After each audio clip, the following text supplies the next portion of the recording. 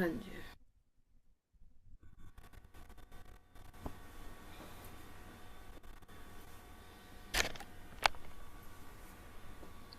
साथ संगत जी सभी को वाहिगुरु जी का खालसा, वाहिगुरु जी की फतेह। फतेह। जैसा कि हमारा स्वाध्याय चल रहा है सयाहत तो बाबा नानक बुक का, तो अब इसमें हमें पृथ्वीपाल सिंह जी कुरान शरीफ के बारे में बता रहे हैं। तो वो आज बता रहे हैं कुरान में संसारिक जीवन के बारे में क्या कहा गया है। तो कुरान के अनुसार वो कहते हैं ये संसारिक जीवन एक खेल तमाशे, मन परचावे, एक माया जाल है जो के अपने आप को एक दूसरे से बड़ा जताने के लिए और धन पदार्थ की ओर से और संतान के पक्ष से एक दूसरे से आगे बढ़ने के जत्नों के सिवा और कुछ भी नहीं है। लोग संसारिक जीवन को का जो पक्ष नजर आ रहा है वही जानते हैं, लेकिन परलोक जो कि नजर नहीं आता उससे बेखबर हैं। इस संसार में हर मनुष्य ने दर्जा बदर्जा एक हालत से दूसरी हालत की तरफ गुजरते जाना है। जिस जगत में मनुष्य का वासा है वास है उसमें कहीं कोई ठहराव नहीं है। एक लगातार रूपांतरण और दर्जा बदर्जा तब्दीली हर तरफ देखने को मिलती है। हजरत मोहम्मद साहब फरमाते हैं कि हे मनुष्य, तुमने सदैव एक दशा में नहीं रहना। बचपन से जवानी और जवानी से बुढ़ापा और बुढ़ापे से फिर मृत्यु और मृत्यु से बरजक। बरजक कहा है मृत्यु और क्यामत के बीच का जो समय होता है उसे बरजक कहते हैं। तो बरजक से पुनर्जीवन और पुनर्जीवन से हश्र का मैदान, मतलब जहां पर समूह मनुष्य जाति के एकत्र होने का समय आएगा और फिर लेखा जोखा होगा सभी का, और फिर किसी को इनाम दिया जाएगा तो किसी को सजा दी जाएगी।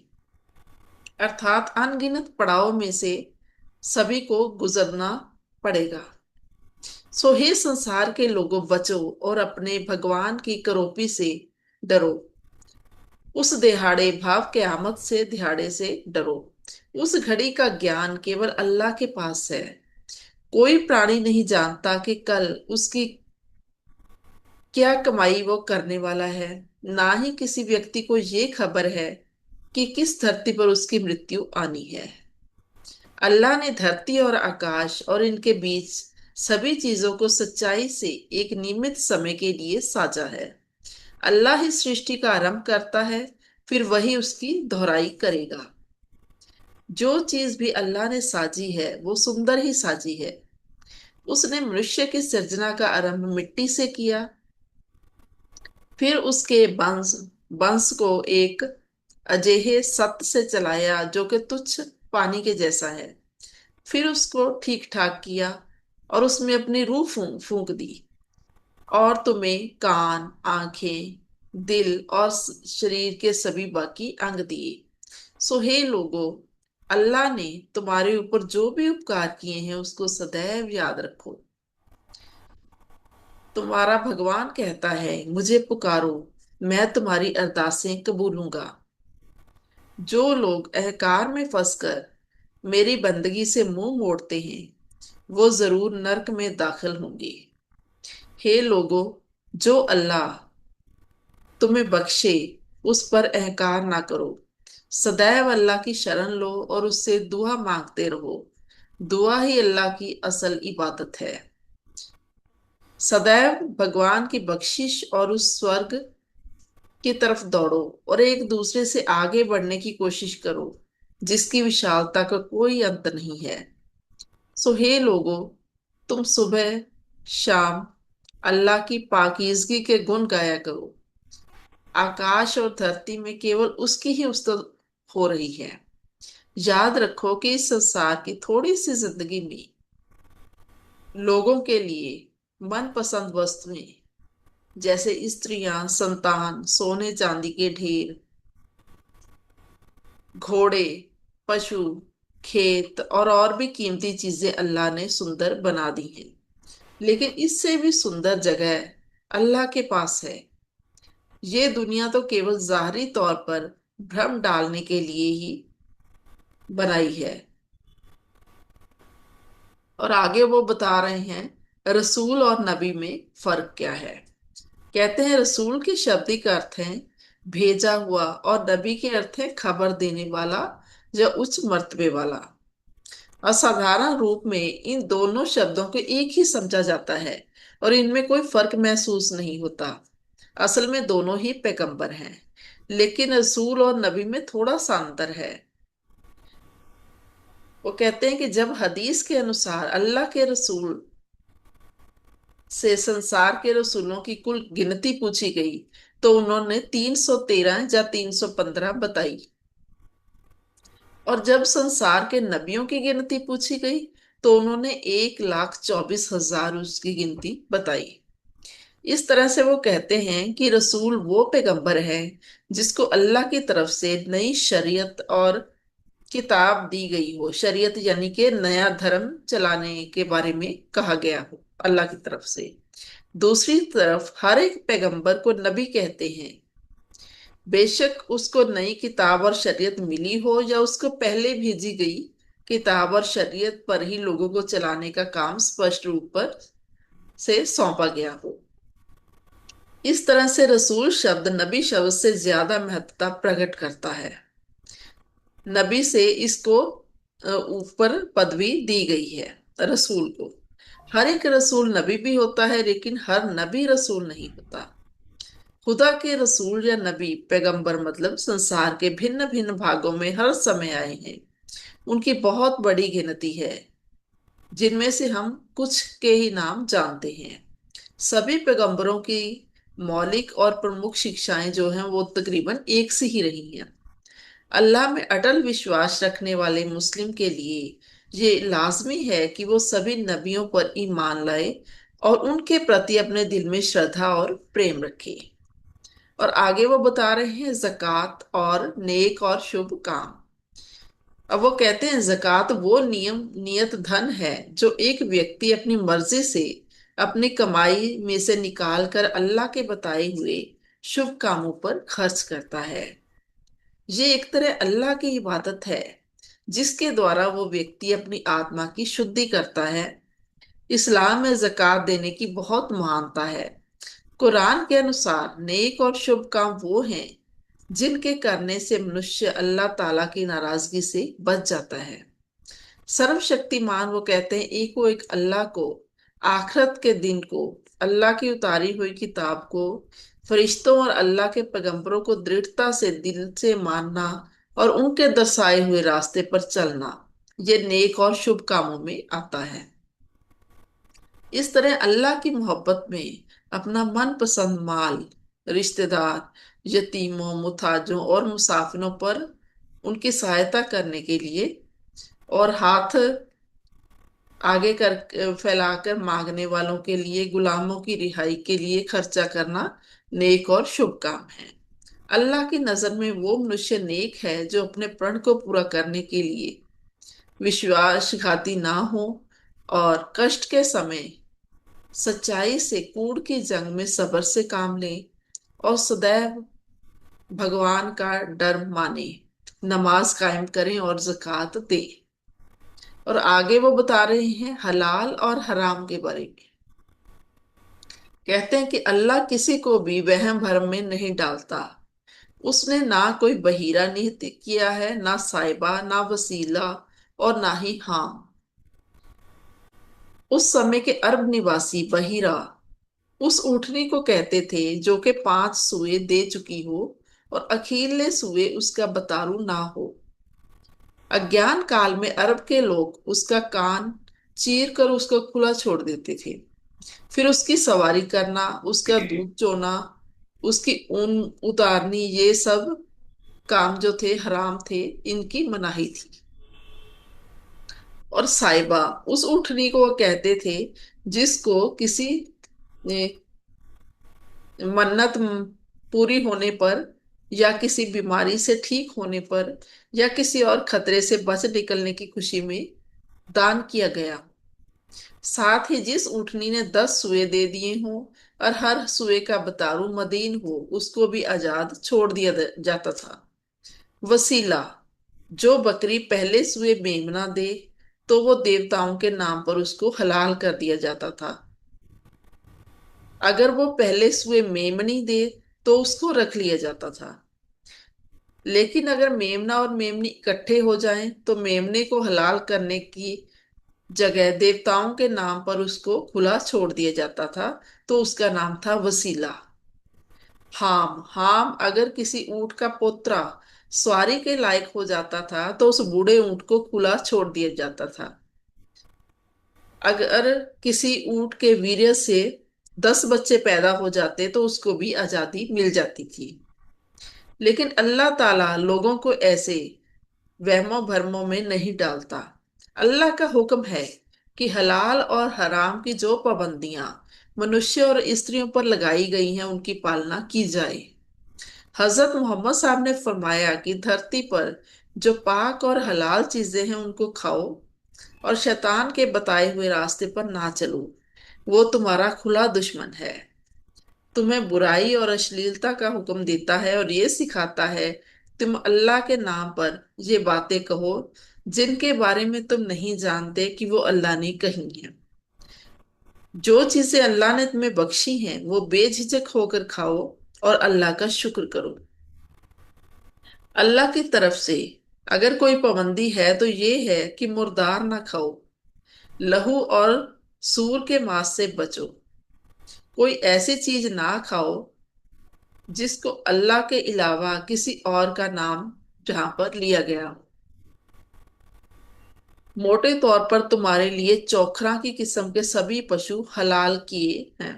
चौखरा मतलब जिनके 4 पांव, वो सभी हलाल हैं। लेकिन हराम महीने में किसी को हलाल ना करो। ना ही कुर्बानी के पशुओं पर हाथ उठाओ और ना ही उन पशुओं पर हाथ उठाओ जिनके गले में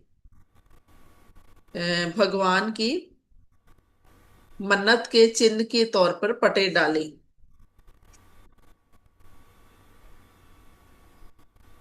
मुर्दार, सूर का मांस और वो पशु जो अल्लाह के नाम के अलावा किसी और के नाम से हलाल किया हो, वो पशु जो कि गला घूंटकर या चोट खाकर मरा हो या जिसको किसी पाड़ू पक्षी ने चीरा हो या जो पाड़ा गया हो। इसके अलावा उसको अगर किसी ने जिंदा देखकर हलाल कर लिया हो और वो जो अल्लाह के अलावा किसी और स्थान से हलाल किया गया हो, ये सब नाफरमानी है। लेकिन आगे वो कहते हैं हाँ, अगर जो व्यक्ति किसी मजबूरी की हालत में होते हुए इन चीजों में से कोई खा ले और उसका इरादा नियम तोड़ने का ना हो और ना ही वो लोड़ से ज्यादा हद लांगे तो उस पर कोई दोष नहीं लगता। जिन शिकारी जानवरों को भाव कुत्ते, चीते, बाज, शिकरे और वो सभी पशु और पंछी जिनसे मनुष्य शिकार करने का काम लेता है, जिनको भगवान की बख्शिश के ज्ञान के आधार से तुम शिकार की शिक्षा देते हो, वो जिस जानवर को तुम्हारे लिए पकड़ कर रखें उसको भी तुम खा सकते हो अल्लाह का नाम लेकर। इस तरह आम पाड़ू पशुओं का चीरा पाड़ा हुआ जानवर हराम है और सिखाए हुए जानवरों का हलाल है। समुंदर का शिकार और उसको खाना जायज है। माँ, बेटी, बहनें, फूफियां, मासियां, भतीजियां, भांजियां और तुम्हारी वो माएं जिन्होंने तुम्हें दूध पिलाया हो और तुम्हारी सास, तुम्हारी पत्नियों की बेटियां जो कि तुम्हारी गोद में खेली हो, उनके साथ शादी करना हराम है।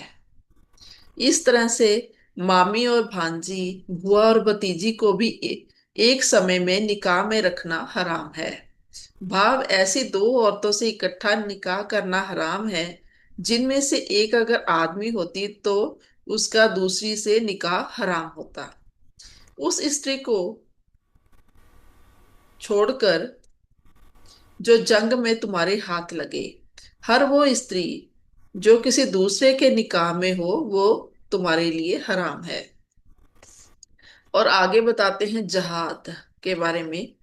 अल्लाह के राह पर नेकी के सभी वो काम जिनका मंतव अल्लाह की रजा की प्राप्ति हो, वही असल में अल्लाह की राह है। जहाद जहाद का भाव है वो जद्दोजहद जिसका उद्देश्य समाज में कुफर व्यवस्था को खत्म करना और उसकी जगह इस्लाम व्यवस्था कायम करके अल्लाह की खुशियां प्राप्त करना। कुरान हर मुसलमान को अपने में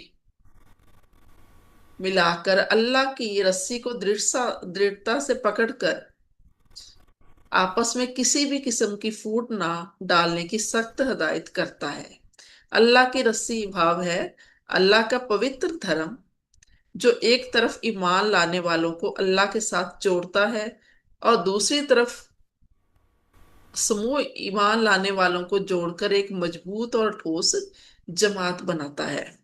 इस मंतव की पूर्ति के लिए कुरान का स्पष्ट फरमान है कि हर समय में मुसलमानों में से कुछ लोग जरूर ऐसे होने चाहिए जो सदैव लोगों को नेकी की तरफ ले जाते रहें, भलाई के काम करने का हुक्म देते रहें, बुराइयों से रोकते रहें। ये संसार के लोगों को अल्लाह से जोड़कर ईमान लाने वालों की एक मजबूत जमात बनाकर समाज में इस्लामिक व्यवस्था कायम करने का एक शांतमयी ढंग है। इस्लाम इस बात की बिल्कुल इजाजत नहीं देता कि ईमान लाने वाले मुसलमान अलग अलग फिरकों में बांटे जाएं या अलग अलग हो जाएं आपस में। लेकिन अल्लाह की राह पर शैतान की इंसानियत विरोधी चालों को रोककर कुफर व्यवस्था को समेटकर उसकी जगह इस्लामी व्यवस्था कायम करने के लिए जहाद करना उचित है। इसलिए नबी ने फरमाया कि हे ईमान वालों, तुम अल्लाह के राह पर उन लोगों से लड़ो जो तुम्हारे साथ लड़ते हैं, उन लोगों से जो सच्चाई को मानने से इनकार करें या संधि करके उसको भंग कर दें। उनका जहां भी टाकरा हो पूरी शक्ति से उनके साथ लड़ो। उनके साथ इस हद तक लड़ते रहो कि कोई उपद्रव बाकी ना रहे और धर्म अर्थात ताबेदारी अल्लाह की हो जाए। ऐसे लोग लड़ाई में तुम्हें जहां भी मिले उनकी ऐसे भुगत सवारों, मतलब उनको भयभीत कर दो कि दोबारा से वो ऐसा ना करें। नबी ने आगे हदायत की कि हे ईमान लाने वालों, मुशरिक अपवित्र हैं जो अल्लाह की सर्वोच्चता और आखिरत के दिहाड़े पर अपना ईमान नहीं लाते और जो कुछ अल्लाह ने उनके रसूल ने हराम कर दिया है उसको वो हराम नहीं मानते और सच्चे सुच्चे धर्म को अपना धर्म नहीं बनाते। उन लोगों के विरुद्ध युद्ध करो जहां तक कि वो अपने हाथ से रक्षा टैक्स दें और अधीन बन के रहें। जो लोग अपने किए हुए वचन भंग करते हैं उनके साथ युद्ध करो जब हराम के महीने गुजर जाएं, भाव वो महीने जिनमें मुशर्रिकों को मोहल्लत दी हुई है। तो जहां भी तुम्हें मुशर्रिक दिखे उसको पकड़ो, घेरो और कत्ल कर दो। अपने बाप, भाई या रिश्तेदारों को भी अपना साथी ना बनाओ अगर वो ईमान के मुकाबले में कुफर को पहल देते हैं। इसलिए जो तुम पर हाथ उठाए तुम भी उसी तरह उस पर हाथ उठाओ। हर समय अल्लाह से डरते रहो, अल्लाह के राह में खर्च करो और अपने हाथ से ईमान वालों को हलाक ना करो। कभी भी किसी के साथ बेरहमी ना करो।